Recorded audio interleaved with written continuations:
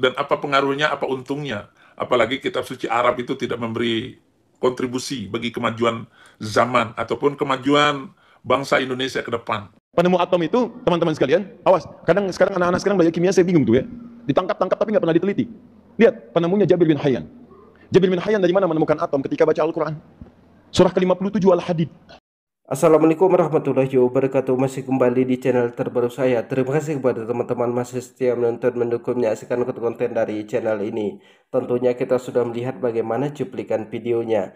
Saifuddin Ibrahim Bongak Duda Tua ini mengatakan tidak ada gunanya membaca Al-Quran, tidak ada gunanya menghafal Al-Quran, karena Al-Quran ini tidak memberi kemajuan untuk bangsa. Di sini juga Ustadz Hadi Dayat menjelaskan ternyata yang menemukan atom ini orang Islam ketika dia membaca Al-Quran.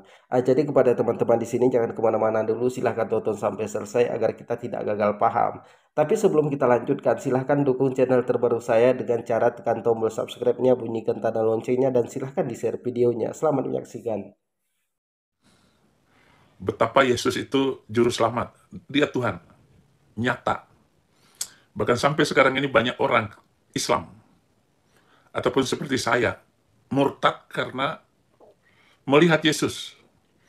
Bahkan bisa bermimpi Yesus. Sehingga mereka luar biasa, saudara-saudara. Kita tahan sebentar. Jadi Saifuddin Ibrahim Bongak Duda Tua ini lagi menunjukkan kebohongannya. Kenapa? Karena di awal murtad, Saifuddin Ibrahim mengatakan dia tidak bermimpi dan bertemu dengan Yesus. Dia murtad karena membela orang Kristen. Dan Saifuddin Ibrahim sendiri mengatakan bahwa dia tidak fanatik dengan agama Kristen. Tapi sekarang Saifuddin Ibrahim mengatakan bahwa dia ini bermimpi dan bertemu dengan Yesus. Jadi kesaksian orang murtad itu katanya banyak bermimpi dan bertemu dengan Yesus. Kalau kita tanyakan kepada mereka tentang kesaksiannya, seperti apa wajah Yesus itu? Seperti yang ada pada gambar. Jadi mereka mengatakan wajah Yesus itu persis seperti yang ada pada gambar. Sedangkan gambar Yesus yang populer sekarang ini setiap negaranya berbeda. Gambar Yesus yang populer ini kan lukisan dari David Leonardo. David Leonardo mengatakan, kenapa saya melukis seperti ini? Supaya orang Kristen itu enak ibadahnya. Seolah-olah yang ada pada gambar ini gambar Tuhannya. Jadi disinilah kebohongan para murtadin itu. Jadi mereka mengatakan bahwa mereka ini bermimpi dan bertemu dengan Yesus. Ada yang mengatakan bahwa gambar yang populer sekarang ini itu benar-benar gambar Yesus, foto Yesus. Siapa yang memotret Yesus? Di zaman Nabi Muhammad aja itu belum ada kamera, belum ada teknologi. Bagaimana mungkin di zaman Yesus ada? Sedangkan antara zaman Yesus dengan zaman Nabi Muhammad itu bedanya 500 tahun. Jadi kepada teman-teman jangan kemana-mana dulu, kita lanjutkan. Apa sih gunanya hafal kitab suci dan apa pengaruhnya, apa untungnya? Apalagi kitab suci Arab itu tidak memberi kontribusi bagi kemajuan zaman ataupun kemajuan bangsa Indonesia ke depan. Saya telah bersalah banyak terhadap bangsa Indonesia, makanya saya selalu mengoreksi, jangan lagi bicarakan lomba ngaji, cerdas cermat Al-Quran. Nggak ada gunanya, nggak perlu itu semua, buang, bahkan tinggalkan Islam.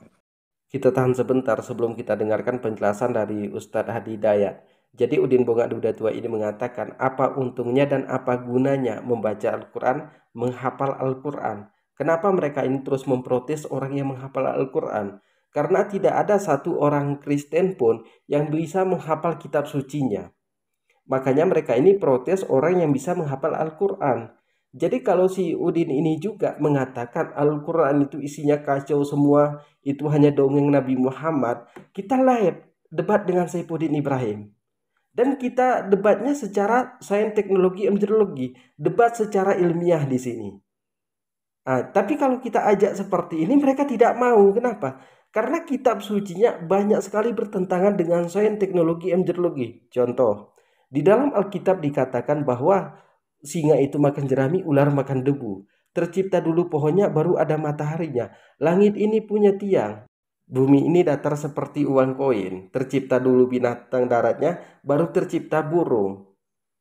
Bumi ini kira-kira baru berusia 6.000 tahun.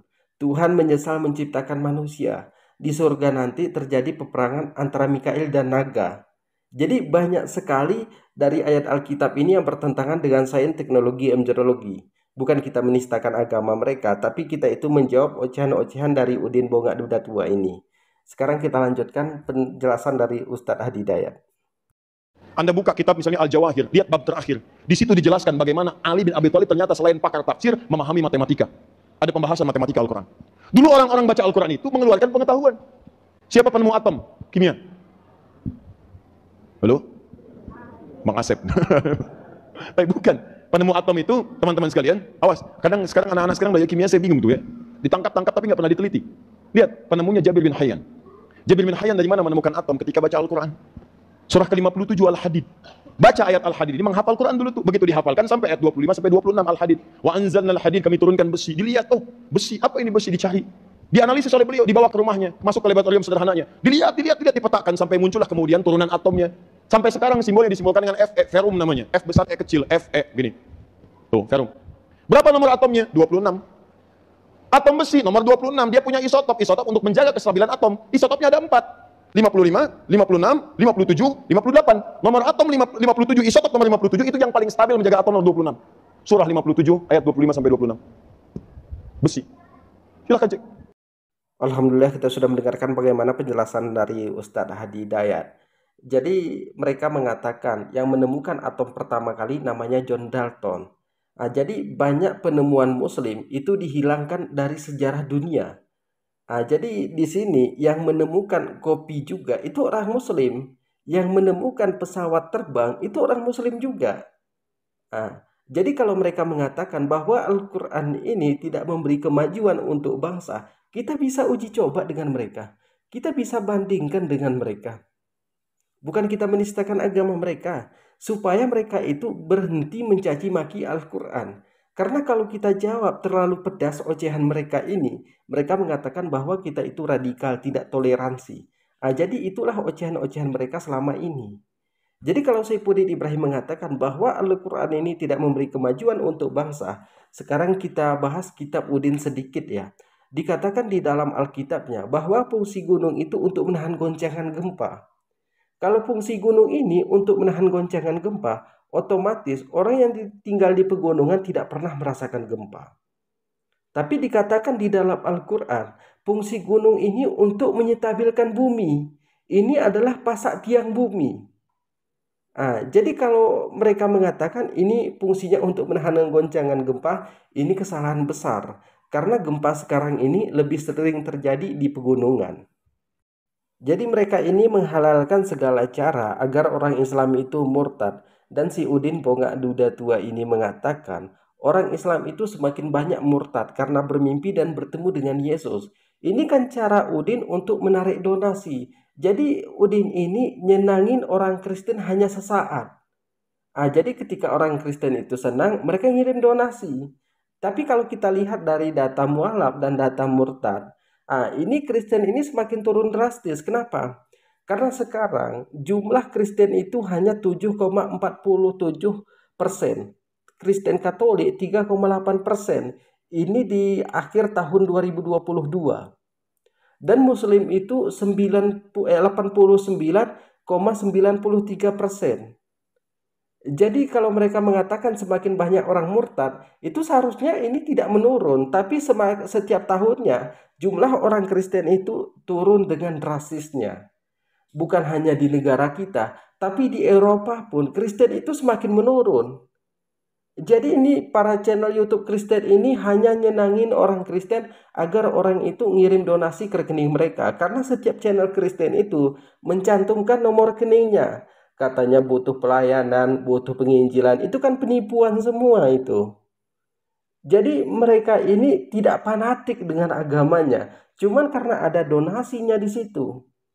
Kalau tidak ada donasinya, orang itu tidak mau mengirim donasi dan gereja itu tidak ada uangnya. Saya jamin kalau sekarang ini ada 1000 pendeta, kalau tidak ada uangnya, itu hanya ada pendetanya 5.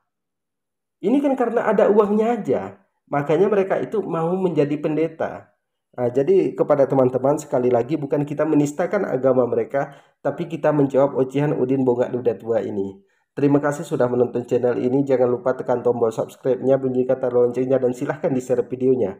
Assalamualaikum warahmatullahi wabarakatuh.